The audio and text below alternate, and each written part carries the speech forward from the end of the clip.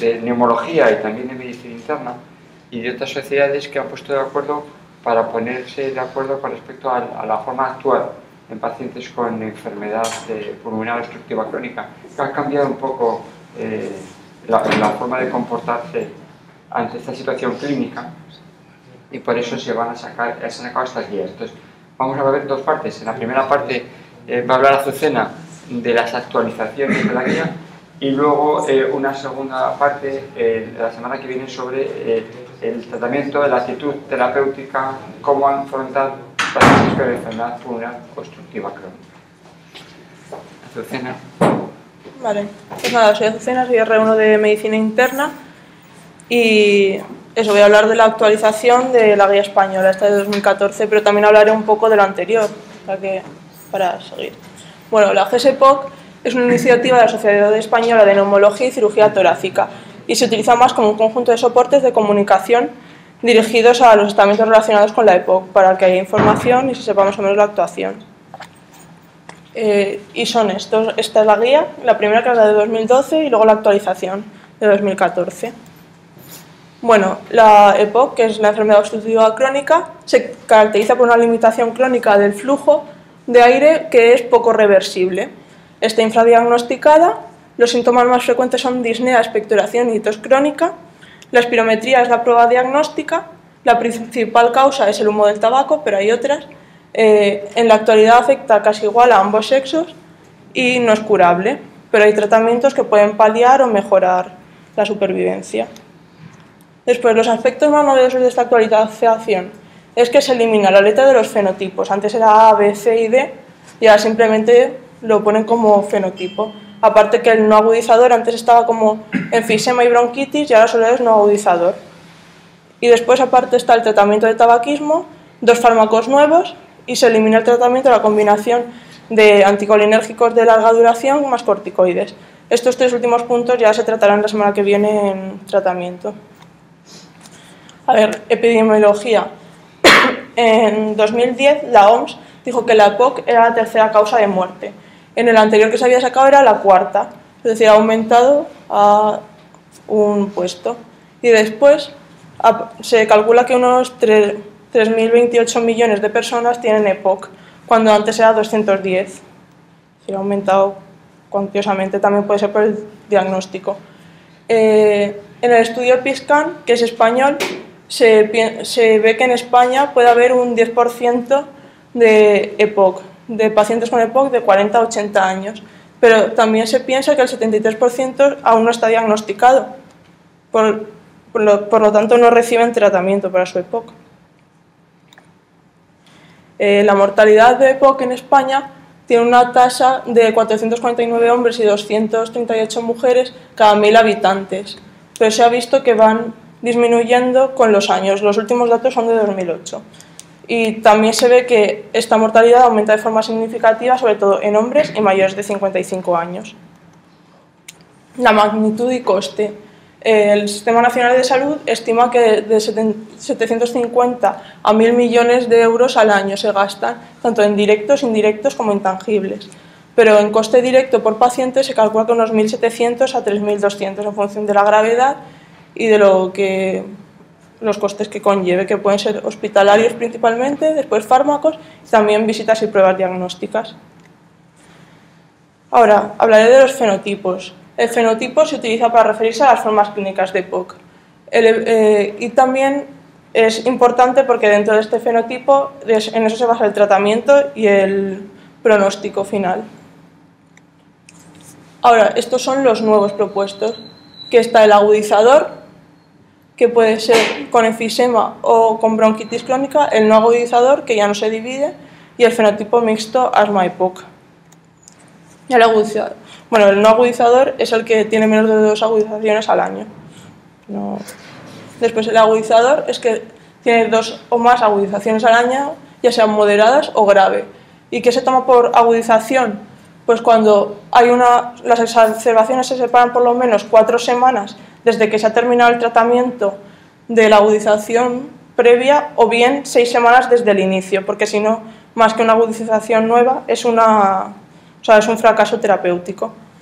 Después se pueden diferenciar tipos de exacerbaciones, que se piensa que se mantienen constantes durante esos episodios. Ya puede ser bacteriana, viral o eosinófila. Entonces, las siguientes agudizaciones, hay un estudio que piensa que la siguiente será igual que la anterior, o sea, de este tipo. Y también identifica pacientes con peor pronóstico. Para el agudizador con bronquitis crónica. La bronquitis crónica es la presencia de tos o expectoración durante 3 meses al año, por lo menos más de 2 años consecutivos. Y esta es importante porque esta hipersecreción bronquial da mayor inflamación a la vía respiratoria y un mayor riesgo de infección respiratoria. Esto es nuevo de esta actualización, un estudio que ven que los microorganismos en vías respiratorias inferiores dan inflamación y entonces esto favorece agudizaciones, que es lo que habíamos dicho ya. Y la conclusión es que estas agudizaciones, si se ve que hay infección, se deben considerar como infección y no como una colonización, porque luego puede dar empeoramiento.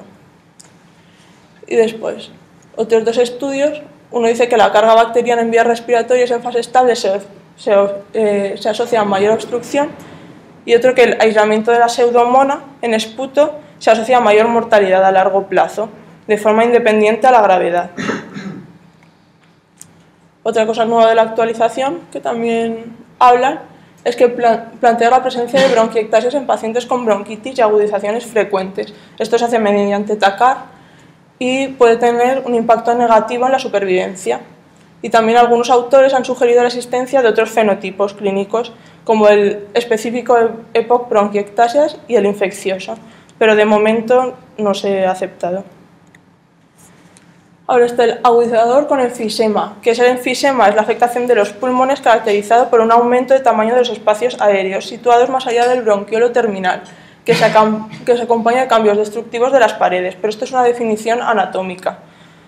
El diagnóstico de fenotipo de enfisema tiene que ser tanto clínico, que tenga disnea e intolerancia al ejercicio, como radiológico, que se vea este enfisema, estas características de enfisema en el TAC de alta resolución, y también funcional, que se vea un test de difusión inferior al valor de referencia. Sobre este tenemos el estudio COPGEN, que dice que el enfisema, el fenotipo de enfisema, tiene una mayor asociación a tener agudizaciones que el de bronquitis crónica. Tiene también una mayor mortalidad y un mayor descenso anual del volumen expiratorio máximo en el primer segundo, que es el que se utiliza para diagnosticar la EPOC. Ahora, del fenotipo mixto de EPOC-asma. Es aquel que comparte características de EPOC y de asma, y no se puede clasificar en ninguno de los dos. Estas son las 2 diferencias entre EPOC y asma, y más o menos hay un 10%, se estima. Para el diagnóstico de este fenotipo tiene que cumplir de estos criterios 2 mayores o un criterio mayor y 2 menores. Los mayores es una prueba de broncodilatadora muy positiva, una eosinofilia en esputo y antecedentes personales de asma. Y los menores serían cifras elevadas de IgE, antecedentes personales de atopia y una prueba broncodilatadora positiva en al menos 2 ocasiones. Después de esto, en la actualización, en un estudio en atención primaria ven que el 11% de los pacientes no podía ser clasificado ni en EPOC ni en asma. Entonces lo clasifican como este fenotipo. También hay otro grupo de pacientes que definen como alérgicos por tener una sensibilización positiva a neumoalérgenos y síntomas alérgicos de vía respiratoria alta. Y estos tienen más probabilidades de agudizaciones nuevas. Después, en el estudio de PIESCAN, piensan que el 17% de los pacientes se clasifican en este fenotipo. Se caracteriza por tener más disnea, sibilancias y peor calidad de vida, y agudizaciones más frecuentes. Ahora, la etiología, la principal, es el consumo de tabaco. El riesgo absoluto de desarrollar EPOC entre los fumadores es del 25 al 30%, y el riesgo es proporcional al consumo de tabaco acumulado. También está el tabaquismo pasivo, que se asocia a mayor riesgo, y la quema de combustible biomasa. En todo el mundo, el combustible biomasa se utiliza en un 50% de las casas y un 90% de las casas rurales, y esto aumenta el riesgo respecto a los no expuestos, y es independiente del tabaquismo. Aquí en España, fundamentalmente, se están estudiando las mujeres mayores que fueron expuestas a combustible de leña y a hornos, a cocinas de leña durante su juventud o infancia. Ahora, otros factores de riesgo pueden ser la contaminación atmosférica por humo y partículas en suspensión y se considera cuantitativamente mínima. La exposición ocupacional también es a diversos polvos, gases, humos tóxicos que aumenta el riesgo y aparte los que tienen EPOC, si están expuestos a esto, también empeora su EPOC. La tuberculosis pulmonar también se ha visto en otro estudio que los que han tenido antecedentes tienen un mayor riesgo de 2 a 4 veces más de desarrollar EPOC. Y también hay factores genéticos, que el principal es el de déficit de alfa-1 antitripsina, que causa enfisema. Se estima que más o menos es el 1% de los casos de EPOC. Después, las comorbilidades son frecuentes y pueden suponer un problema tanto para diagnóstico como para tratamiento. En algunos tratamientos pueden ser destinados para estas comorbilidades, pueden ser beneficiosos para la EPOC. Y en esto se está viendo las estatinas y los IECAS. Hay estudios observacionales retrospectivos, pero ahora se están haciendo ensayos clínicos aleatorizados para confirmar esta hipótesis. Respecto a las estatinas, sí que hay un par de estudios. Hay uno en ratas, a los que se les dio simvastatina y después se les expuso a humo de tabaco y que se vio que había una mejoría en la inflamación. Y esto puede orientar a posteriores trabajos en humanos. Y hay otro también de casos controles que se llevó en el seno de una cortes poblacional y fue un seguimiento a 17 años. Y se vio que las estatinas tomadas durante más de 2 años reducían la mortalidad en el 78% cuando los pacientes tenían PCR elevada, más de 3. Después, ahora en España, en un estudio en atención primaria se observó que había un 90% de pacientes con EPOC y que tenían comorbilidades, con una media de unas 4 enfermedades cada uno. Y después en otros hospitalizados con agudizaciones de EPOC también se observó que el índice Carson fue predictor independiente de la mortalidad y existía una asociación de la comorbilidad con la necesidad de ingreso, la duración de esta estancia y los reingresos. Es decir, que empeora el pronóstico del EPOC. Estas son las distintas comorbilidades que puede tener y se ve que tanto la prevalencia como la mortalidad es superior en los pacientes con EPOC que en la población general. Aquí están los de riesgo vascular, los de pulmón. Decir que el síndrome de apnea obstructiva del sueño es igual en población general que en EPOC, pero en el EPOC aumenta la mortalidad y el riesgo de ingreso. Neumonías, la neumonía se estima que menos del 1% de los pacientes con el EPOC mueren por esto. Y después también tienen síntomas depresivos y ansiosos, sobre todo por la disnea y por todos sus síntomas. Y después osteoporosis, hipertensión y diabetes, que sí que se estima que es un poco superior a la población general, insuficiencia renal crónica. Ahora, para el diagnóstico, son 3 pasos para el diagnóstico general. Primero, llegar al diagnóstico. Después, caracterizar el fenotipo y, por último, ver la gravedad. El primero, el diagnóstico. Tienes que tener una sospecha y puede ser en pacientes mayores de 35 años, tabaquismo, más de 10 años paquete y síntomas, que son disnea, tos y expectoración. Se crea una sospecha clínica y a partir de esto se hace una espirometría y una prueba con prueba broncodilatadora, en el que los resultados tienen que ser positivos y ya se puede diagnosticar de EPOC. Otras pruebas pueden ser placa de tórax, TAC, electrocardiograma, gasometría. Hay diversos para ver la gravedad y hacer también diagnóstico diferencial.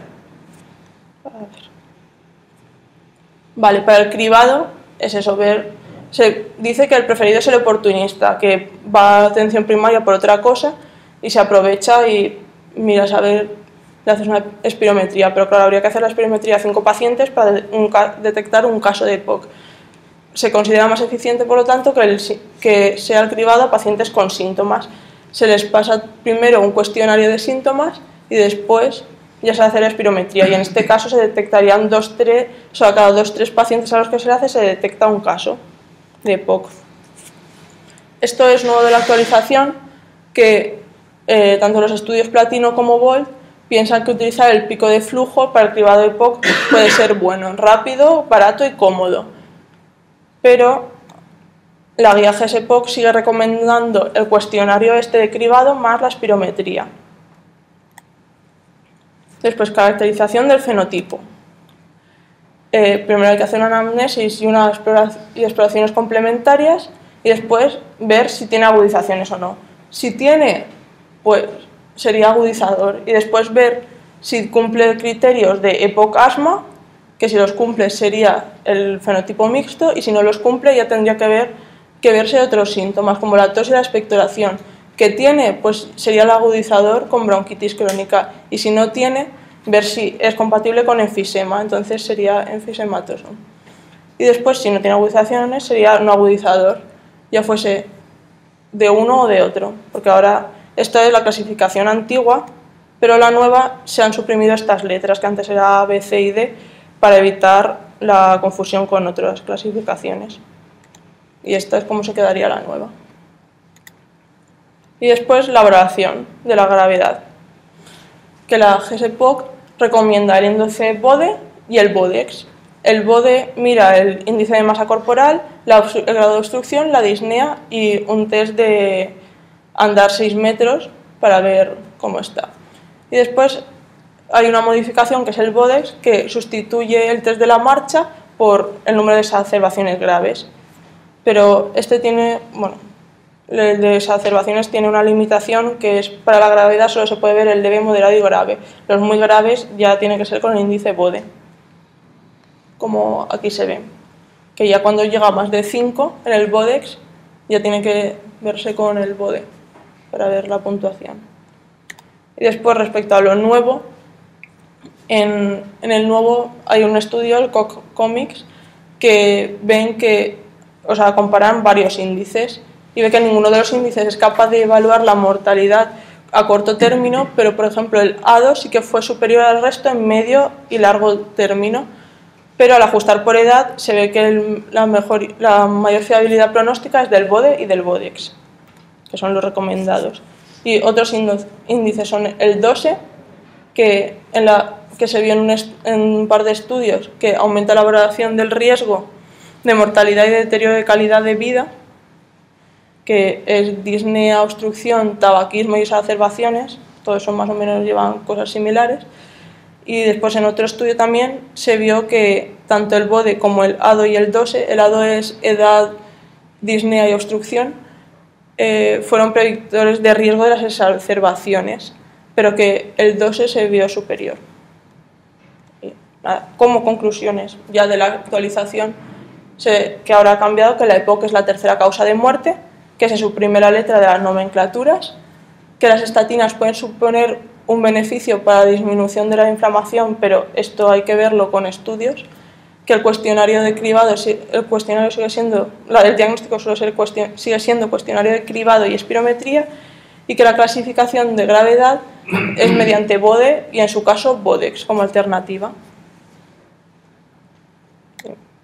Ya está. Bueno, y gracias.